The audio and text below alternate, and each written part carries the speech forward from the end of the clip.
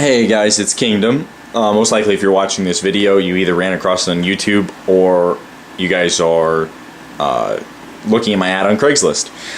Basically, I'm here to show you guys this PC and everything that comes with this PC. I'm asking $2,500 for it. Just to get started, it is a completely and fully custom done water cooling system. This is the half 932 case. I originally started off with a half X just to go ahead and show you one of the problems that there is with the case. Show you right there. As you can see, the USB. One of them is missing the centerpiece on the USB. I actually figured out you can just RMA it. You can just call up you can just call up Cooler Master and have it RMA'd, and all you have to do is pay for shipping, and you get a new whole top. The next thing, you'll see this right here. I just put a piece of electrical tape over it because those LEDs ridiculously bright.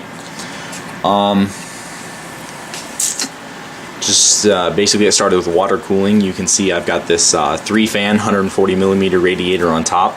All of the parts that I put inside this computer are from Coolants, because in my personal opinion, Coolants makes pretty much the best hardware there is out there for water cooling. Just to start off, we're just gonna go ahead and open it up, but before we open it up, you can see these fans right here on the 4 side. You can hear they're kind of loud. They're Cooler Master R4s.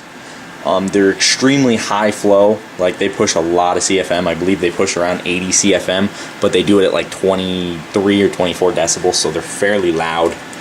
I'm just gonna go ahead and take off the side panel here before we get to the rest of the good juicy stuff.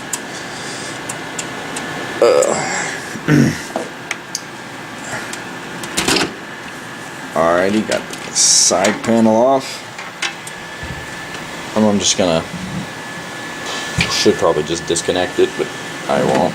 Too lazy. You can see those Cooler Master right there, R4s. They push a lot of air. Obviously, in case you guys haven't noticed, this case has been powder coated green to go with the whole green theme of the computer. I know my camera doesn't really capture the light very well because these are cathode lights, so they look super bright in the video and everything looks grayed out, but they're actually really good looking, and this computer's definitely better looking in real life. But we're just going to start off from the bottom. Right there you can see that's the AX1200 from Corsair. It's 1200 watt PSU that is ready for quad SLI if you really wanted to. Just to go over and give a quick overview of the hard drives. These two bottom hard drives right here are Western Digital terabyte 1.5 terabyte blacks. They're 64 megabyte cache, but not SATA 6. These two right now are not in RAID because they're good for storage. These next two up are Western Digital 2 terabyte blacks that are 64 megabyte cache, SATA 6. Sadly, right now the ASUS Rampage board does not support RAID 0 SATA 6. So right now they're not running in SATA 6, but they are in RAID 0. Up here you can barely get a little glimpse of that little guy, but that is a Intel X25M. That's only an 80 gig. I used to have 2 of them in here, but I'd rather prefer the hard drive space when really the only thing you want on your SSD is, you know, your operating system. And 80 gigs is plenty for your operating system and all of your programs. And then we'll just start moving on to the graphic cards.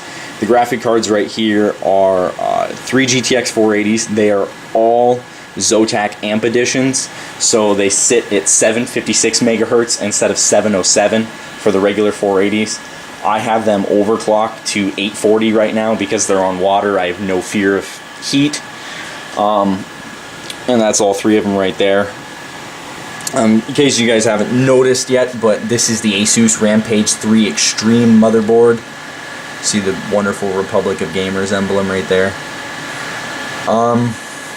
And then if you guys are wondering about this chip is the 980X. It sits at 3.33 gigahertz, but I have it overclocked to 4 gigahertz. I can push it farther. I've got the save profiles on here to go to 4.4, but I didn't notice any difference in performance-wise, so I didn't run it in that. And over there you can see the RAM back there. It is 12 gigs of OCZ Gold, 1600 megahertz DDR3 that's running in CAS 8. You can time it down to CAS 7 if you lower the clock speed down to 1333. So I didn't. I left it at 1600 megahertz because it goes perfect with my 4 gigahertz overclock. Well, Let's move out here to the drive bays, or the disc drives. You can see I've got an LG Blu-ray drive. It does both read and write, so you can burn Blu-rays with it, and also it is LightScribe certified. Next thing you see is there's just a regular DVD burner. You know, it's cheap little $20 burner, but that's the LG one. I don't really watch Blu-ray, but I got it just because it looked cool. Just to go down here, guys, just start off. Here's the pump down here. This is Coolants' pretty much highest flow pump. It pushes 5.9 gallons per minute. It comes out of the reservoir right here. This is a Swiftech reservoir that I picked up for like 20 bucks at Micro Center because it has this chipped, right here it has a chipped tooth in it, but I didn't care because I wasn't using the tooth anyway. And it comes out of the Swiftech reservoir right here and goes down into the pump, comes out of the pump, up into the bottom of the graphic card. I did reverse flow on the graphic cards because I actually dropped. I saw a loss in the delta. It went from about a 6 Celsius delta between the top and bottom card to about a 4 degree Celsius delta between the bottom and top card. It goes up through the cards, out of the back of the, out of the top of the card, and comes out the back of the case here, and runs along this tube up into this top radiator right here. It runs across here. As you can see, this radiator is in push-pull. There's fans under there too. Those are Cooling Master R4s up there that are set to push-pull in the radiator. Basically, after it rotates through the radiator, it comes back down this tube right here and back inside the case here, follows down here into the CPU, out of the CPU up into this next 2-fan 140mm radiator, which you can see are in push-pull too. It comes out of the radiator back down here and comes down back into the reservoir. I have not done a lot of cable management to it. I tried to clean it up as much as possible. This case is a little harder to work with when it comes to cable management. These cables could simply be run back behind the case if you bought the extenders for it. I never did.